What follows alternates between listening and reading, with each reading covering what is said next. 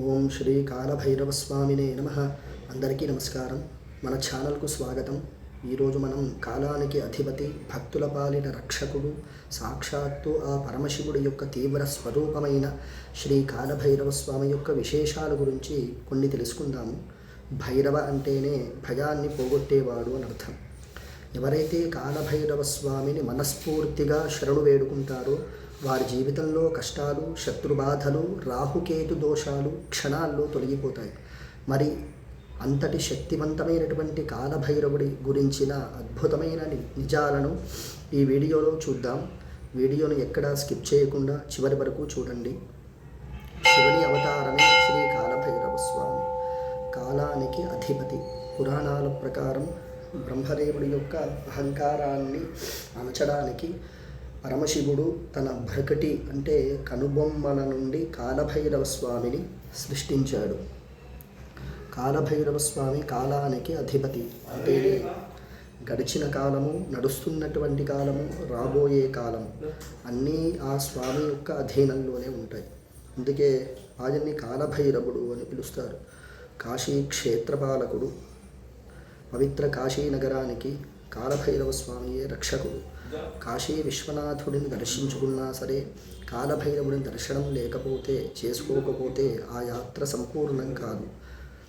కాశీలో నివసించాలన్నా, అక్కడ ముక్తి పొందాలన్నా కూడా కాలభైరవ స్వామి యొక్క అనుమతి తప్పనిసరిగా ఉండాలి. అందుకే ఆయన్ని కాశీకత్వాల్ అని కూడా పిలుస్తారంటే కాశీ యొక్క పోలీస్ అన్నమాట. స్వామివారి యొక్క వాహన విశిష్టత గురించి తెలుసుకుందాం. కాలభైరవ స్వామి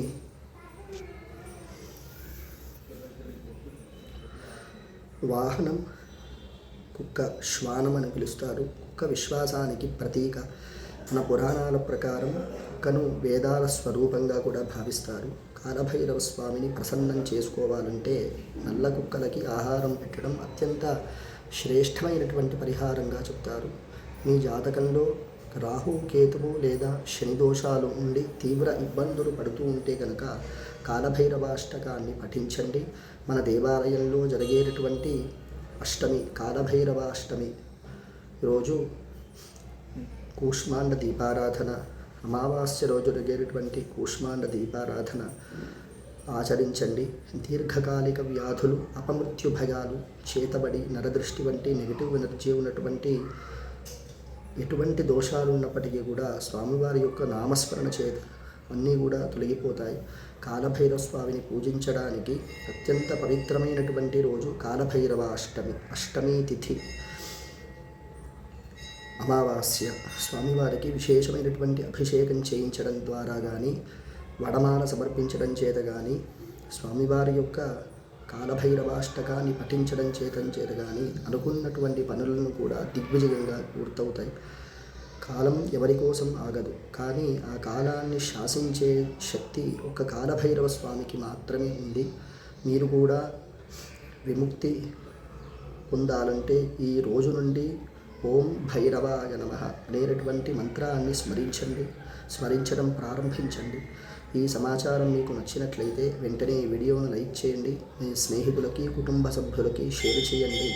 కాలభైరవ స్వామి అనుగ్రహం అందరికీ కలగాలని కోరుకుంటూ కింద కామెంట్ సెక్షన్లో ఓం కాలభైరవాయ నమః అని టైప్ చేయండి.